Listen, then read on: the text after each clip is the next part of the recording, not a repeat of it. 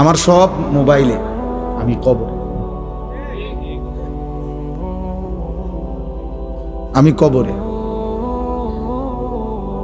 এই জন্য দোস্ত, এটা আমি একটু শক্তভাবে বলি। এই জন্য সামনাসামনি ওয়াজ শোনার যখন সুযোগ হয় যেই কোনো আলেমের, এটা বিশাল বড় একটা গনিমত হতে পারে। আরেক সময় আপনার সুযোগ হবে না, ব্যস্ততা থাকবে, অসুস্থতা থাকবে, কোনো না কোনো পেরেশানি থাকবে, কিন্তু আজ যেহেতু সুযোগ আছে, যার যখন যেটুকু সুযোগ হয় ওইটুকু সুযোগে চোখের দিকে তাকায়া, ওলামায়ে কেরামের দিকে তাকিয়ে মনোযোগ দিয়ে আল্লাহর কথা শুনলে ভীষণ বড় কথা। আপনি ধারাবাহিকভাবে জুমার নামাজের বয়ান আন্তরিকভাবে শুনে দেখেন, আপনার জীবনের পরিবর্তন আসবে।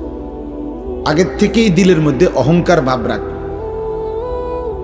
কিছুটা অমনোযোগিতা, অমুখাপেক্ষিতা, আরে হুজুররা এগুলা জানে কি, বলবে কি, আর সাধারণ হুজুর 8-10 হাজার টাকা বেতন, আর বলবে কি।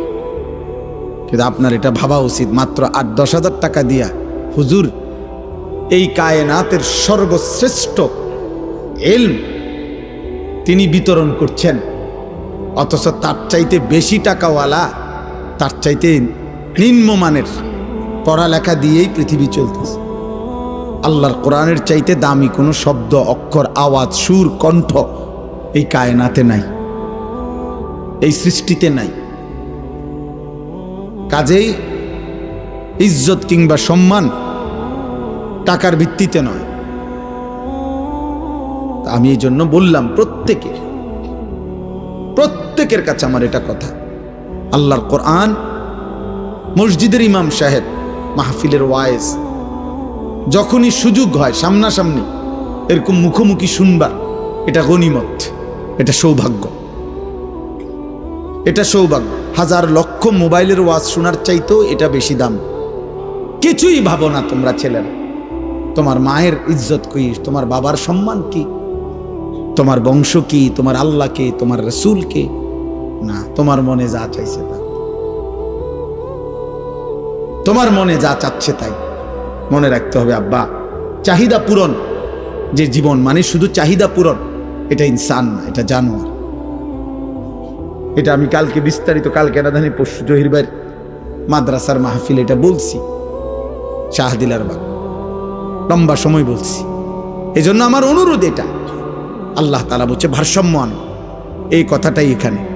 অর্থাৎ আজ আমি দুনিয়ায় রহমত দিচ্ছি, আজ আমি দুনিয়া সব দিচ্ছি, আলহামদুলিল্লাহি রাব্বিল আলামিন। আল্লাহ বলেন সমস্ত প্রশংসা আল্লাহর জন্য। সব প্রশংসা কার জন্য? যদি বলি কেন, আল্লাহ বলবেন নয় কেন, বুঝলেন না? আল্লাহ বলছেন সব প্রশংসা কার জন্য। আমরা যদি আল্লাহকে প্রশ্ন করি যে কেন, আপনার জন্য সব প্রশংসা কেন, তো আল্লাহ আবার পাল্টা বলবে আমার জন্য নয় কেন। তুমি কও আমার জন্য নয়, অন্য কারো জন্য হতে পারে, কেন সেটা কারণ তুমি কও। চারিদিকে তুমি আবার তাকাও, তোমার মাঝে আবার দেখো, চারিদিকের যত আয়োজন সবই তো আমার, তোমার মাঝে যত আয়োজন তাও তো আমার, তো প্রশংসা আমার নয় তো কার? চারিদিকের সব আয়োজন কার? আল্লাহর। আমার মাঝে যত আয়োজন কার? তো প্রশংসা কার? আল্লাহ রব্বিল আলামিন।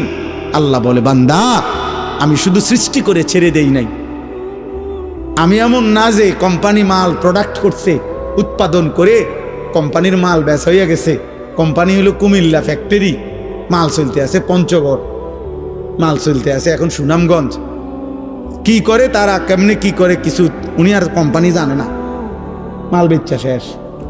আল্লাহ তাআলা বলে না বান্দা, সৃষ্টি আমি যাকে করেছি আমি তাকে আমার হাতছাড়া করি নাই, আমার কুদরতি হাতে 24 ঘন্টা আমি তাকে লালন করছি, পালন করছি। তার হাসি আমার দেওয়া, তার কান্না আমার দেওয়া, তার আনন্দ, তার বেদনা, তার সুখ, তার দুঃখ, তার উপার্জন, তার খাদ্য, তার খাবার, তার রোদ, তার বৃষ্টি, তার গরম, তার ঠান্ডা, তার আলো, তার অন্ধকার, তার জীবনের সব কিছু আমি পৌঁছাচ্ছি। আমি রব, আমি রব, আমি রব।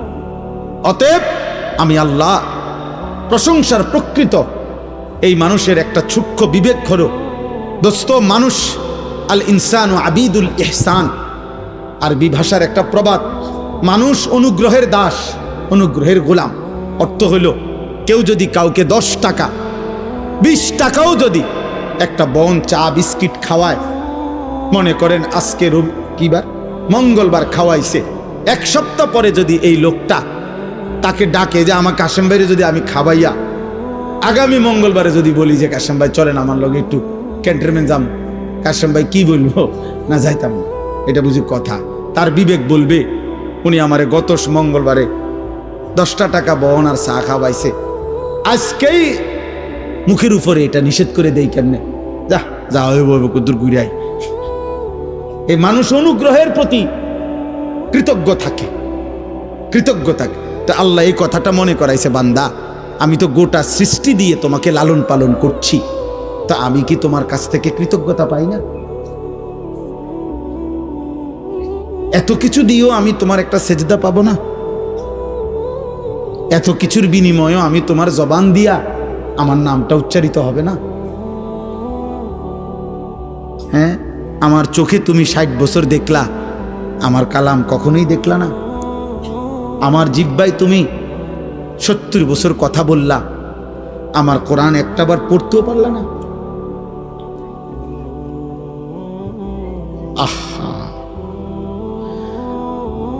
আল্লাহ তাআলা আমাদেরকে বিবেক দান করেন। তো আল্লাহ তাআলা বলেন, বান্দা এবার যদি তুমি বলো আল্লাহ সৃষ্টিও করলেন আপনি, অনুগত অবাধ্য, আপনার নাফরমানির পরেও আপনি লালন পালনও করছেন কেন আল্লাহ? আল্লাহ বলেন আর রহমানির রাহিম, আমি ভীষণ দয়ালু, আমি রহমতের সাগর মহাসাগর, অথই রহমত আমার, আমি বড় বেশি দয়াবান। এই জন্য আমি যারে বানাইছি, পরে তো আমি বানাইছি, আমি ফেলে দেব কেমনে, আমি ফেলে দেই কেমনে? এই জন্য আমারে না ডাকলেও আমার রহমতের কারণে আমি তাকে লালন করছি, পালন করছি।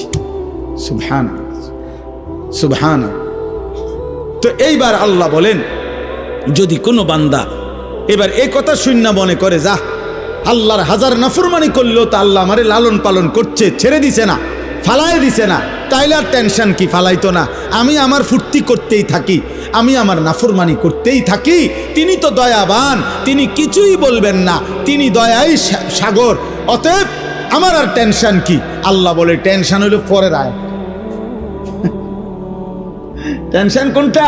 পরের আয়াত, মালিক ইয়াউমিদ্দিন। আল্লাহ বলে বান্দা ওই যে কথাটা বললাম, আজ আমি রহমতের কারণে সব দিলাম, আমি কিন্তু বিচার দিবসের মালিক, আমি একটা নির্দিষ্ট বিচারের দিন, ফয়সালার দিন, হিসাবের একটা দিন। ইন্না ইয়াউমাল ফাসলি কানা মিকাতা বাল্লাহুম মাওঈদ ওয়ালাকিন ইউআখিরুহুম ইলা আজালিম মুসাম্মা। আমি একটা নির্দিষ্ট বিচারের দিন, ফয়সালার দিন, হিসাবের একটা দিন আমি নির্ধারণ করে রেখেছি। আমি সেদিনকার মালিক, আমি বাদশাহ, আমি রাজা ধীরাজ। অতএব মনে রেখো বান্দা, বাদশাহ যেমন আদর করে, বাদশাহ তেমন শাস্তি দেয়। বাদশার দান যেমন অনেক বড়, বাদশার শাস্তিও অনেক বড়। বাদশাহ কাউকে কিছু দিলে 10 টাকা দেয় না, বাদশাহ শাস্তি দিলেও একটা থাপ্পড় দেয় না। বাদশার দান যেমন বড়, বাদশার শাস্তিও। অতএব এই দুই কথার শেষ যে আল্লাহ তাআলা বলেন, বান্দা অতএব তুমি ভারসাম্য রক্ষা করো, তুমি শুধু এই কথা দিল দিয়া বুঝো, আজ দুনিয়ায় দিয়েছেন সব কে? বলেন বলেন, এই আমার কথা শেষ। আগামীকাল আখেরাতে হিসাব নেবেন সব কে? অতএব আমি যেহেতু বুঝলাম আজকের দুনিয়ায় আল্লাহই সব দিয়েছেন, আগামী দিন আখেরাতে আল্লাহই সব হিসাব নিবেন, তাহলে বিবেকের দাবি, যুক্তির দাবি, ইনসাফের দাবি, ভদ্রতার দাবি, কৃতজ্ঞতার দাবি এটাই, ইয়াকা না'বুদু, আল্লাহ এদিক সেদিক না গিয়া, অতএব আপনি সব দিছেন, আপনি সব হিসাব নিবেন, কাজেই এদিক সেদিক না যাইয়া লাভ নাই। ইয়াকা না'বুদু, আমি আপনার গোলামি করব, আপনার অনুগত হয়েই থাকব, আপনার হয়েই থাকব। ওয়া ইয়াকা নাস্তাঈন, শুধু একটা আবদার, মাওলা আমি আপনার সাহায্য প্রার্থনা করছি, আমি দুর্বল, অক্ষম, অসহায় বান্দা, আপনি আমার মালিক, আপনি আমার একটু সাহায্য করেন, আপনি দয়া করিলে আমি সেজদাও দিতে পারবো, আপনি দয়া করিলে আমি হুকুমও মানতে পারবো, আপনি দয়া করিলে আমি হারাম থেকেও বাঁচতে পারবো, আপনি দয়া করিলে আপনার গোলামি আমি করতে পারবো। খোদার কসম হাদিসে আছে, আল্লাহ বলে বান্দা যদি কেউ দিল থেকে সূরা ফাতিহার মাধ্যমে আমার কাছে চায়, বলি আব্দি মা সাআলা, আমি আল্লাহ বললাম বান্দা আমার যা চাইলো আমি আল্লাহ তাই তাকে দেব। বলি আব্দি মা সাআলা, আমার বান্দার জন্য আমি দিলাম কি মা সাআলা, যা সে চাইলো, সে যা চাইলো সে যা চাইল। অতএব এতটুকুই কথা। আমি আরো কম টাইম, আমার বয়ানের টাইম এখানে লেখা আছে বাদ মাগরিব, হ্যাঁ, কিন্তু এখন বাজে বাদ আসা হইও রাত 10টা। আলহামদুলিল্লাহ, আমার প্রিয় মাওলানা জহিরুল ইসলাম ভাই, যিনি এই মুকাম হাফিজিয়া মাদ্রাসার বর্তমান পরিচালক মুহতামিম, আলহামদুলিল্লাহ এখানে উপযুক্ত কমিটি আছে, মাদ্রাসার একটা সুন্দর পরিসর আছে। সবচেয়ে বড় মায়ার কথা হইল, ভালোবাসার কথা হইল, আমাদের কুমিল্লা জেলা কওমি মাদ্রাসার সংগঠন আছে এখানে বুড়িচং উপজেলা। আমাদের এই সংগঠনের কওমি মাদ্রাসার যেই কোনো বড় সড় আয়োজন যখনই হয়, আমাদের কোনো বৃত্তি পরীক্ষা, আমাদের বড় কোনো অনুষ্ঠান, বিশেষ কোনো প্রোগ্রাম যখনই করতে হয়, সবার আগে যখন মিটিংয়ে আলোচনা হয় যে স্থান হবে কোনটা হইলে ভালো হয়, সবার আগে 1 নম্বর মুকাম মাদ্রাসা। কারণ এটার মধ্যে সুযোগের শেষ নাই। আমরা সুবিধা, রোম বেশি, খাইতে সুবিধা, বইতে সুবিধা, সবাই নিয়ে বসতে সুবিধা। আল্লাহ তাআলা এই মাদ্রাসার কবুল করে নেন। যে ছেলেদেরকে আল্লাহ তাআলা আজকে হাফেজা বানিয়েছেন, আল্লাহ তাদেরকে সত্যিকার হাফেজ, আলেম, মুত্তাকি, আরিফ, রব্বানি বানিয়ে দেন। মাদ্রাসা কমিটির সমস্ত সদস্যদেরকে আল্লাহ তাআলা ভরপুর কবুল করে নেন। কত আল্লাহর বান্দা এই মাহফিল, এই মাদ্রাসার খেদমত করতে করতে কবরে চলে গেছে। সব মিলিয়ে পিছনের অগণিত মানুষের ধারাবাহিক মেহনত, ত্যাগ, এর বিনিময়ে আজকের এই পর্যন্ত পৌঁছা। এই জন্য এই কথা কোনো সন্দেহ নাই যে যেই 11 জন ছাত্রকে পাগড়ি প্রদান করা হলো আল্লাহর কোরআনের বরকতে, এর দ্বারা যেটুকু নেকি, তো নিঃসন্দেহে এই প্রথম দিন থেকে এই মাদ্রাসার সাথে যাদের সম্পৃক্ততা, সকলেই এখান থেকে নেকি পাবে, সকলেই পাবে। এতজনকে দিলে আর থাকবে কদ্দুর? আপনি আগে বলেন দিবেন কে? তো তিনি দিতে পারে কদ্দুর, আপনি সেটা আগে বলেন। আপনাকে তো আগে আন্দাজ করতে হবে যে দিচ্ছেটাকে। আমি আবারও বলতেছি, মোবাইল হাতে ধরে যদি ভিডিও রেকর্ড করেন অথবা দূরের কেউরে ওয়াজ শুনান, তাইলে আপনি না শুনলে ভালো ছিল। ওনারাই বলতেন যে আপনি আইসা শুনে যান, কোনো ফায়দা হবে না, এইটা নিয়ে জীবনটা শেষ হয়ে যাবে আর কি। হাজার হাজার লাখ লাখ ওয়াজ মোবাইলের মধ্যে জমা থাকবে, একদিন আপনি কবরে চলে যাবেন, কবরে চলে যাবেন। আজকে আমি ডাক্তারের কাছে গেছি, এখন আমার গায়ের উপর একটা কোট ছিল, কোটটার মধ্যে হলো আমার টাকা, আমার খেয়াল ছিল না। এখন ডাক্তার সাহেব একটা রক্ত পরীক্ষা দিছে, আমার পকেটে 1 টাকাও না। আমাকে নিচে যাইতে হয়েছে আবার, পরেও আমার সাথে যে ছিল ওরে খোঁজ করছি। তারপরে ওরে আনছি যখন টাকা নিয়ে, তখন আবার যে ওটা টাকা নিব ওই বেটাই বলতেছে, কয় হুজুর ডাক্তার সাহেব আপনার এই পরীক্ষার টাকা, ওষুধ সবই উনি দিচ্ছে, ওখান থেকে আমার এই কষ্টটা কি করে দিল, আমি কেন পয়লা বুঝলাম না। তাইলে আমার অর্থ হইল যে এই মানে হলো আমার কোট গাড়িতে, আমি এখানে, তার মানে এরকম একদিন হবে আমার সব মোবাইলে, আমি কবর, আমি কবরে। এই জন্য দোস্ত, এটা আমি একটু শক্তভাবে বলি। এই জন্য সামনাসামনি ওয়াজ শোনার যখন সুযোগ হয় যেই কোনো আলেমের, এটা বিশাল বড় একটা গনিমত হতে পারে। আরেক সময় আপনার সুযোগ হবে না, ব্যস্ততা থাকবে, অসুস্থতা থাকবে, কোনো না কোনো পেরেশানি থাকবে। কিন্তু আজ যেহেতু সুযোগ আছে, যার যখন যেটুকু সুযোগ হয় ওইটুকু সুযোগে চোখের দিকে তাকায়া, ওলামায়ে কেরামের দিকে তাকিয়ে মনোযোগ দিয়ে আল্লাহর কথা শুনলে ভীষণ বড় কথা।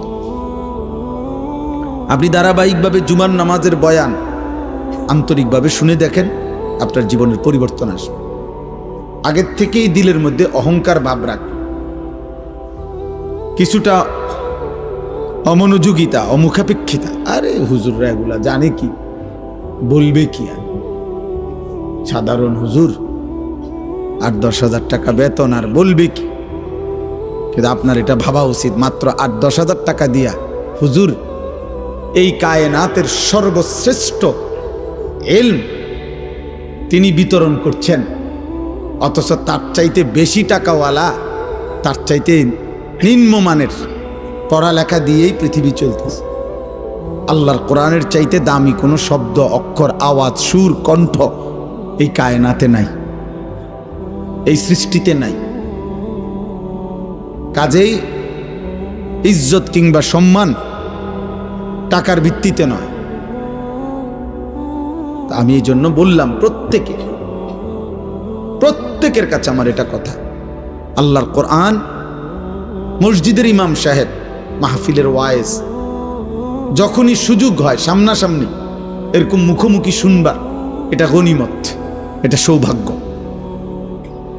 এটা সৌভাগ্য। হাজার লক্ষ মোবাইলের ওয়াজ শোনার চাইতেও এটা বেশি দাম, ফায়দা। এইভাবে কেউ যদি ধারাবাহিক মনোযোগ দিয়ে শুনতে থাকে, আপনি সব কথা বুঝেন নাই, কোনো অসুবিধা না, শুনে থাকেন। ইমাম সাহেবের সব কথা বুঝেন নাই, বুঝার দরকার নেই, আপনি তাকায় থাকেন, আপনি শুনতে থাকেন। আল্লাহ তাআলা যেদিন দয়া করবে, আপনার এই ধারাবাহিক মহব্বত, আগ্রহ, আল্লাহর কথার প্রতি আন্তরিকতা, আল্লাহর কসম, মালিক পছন্দ করলে কোনো একদিন আল্লাহ তাআলাই দয়া করে অন্তরের মধ্যে নূর দিয়ে দেবে। এক ফোঁটা আলো যখন নূর আসবে, তো জান্নাত পর্যন্ত ওই বান্দা এখান থেকেই দেখতে পাবে।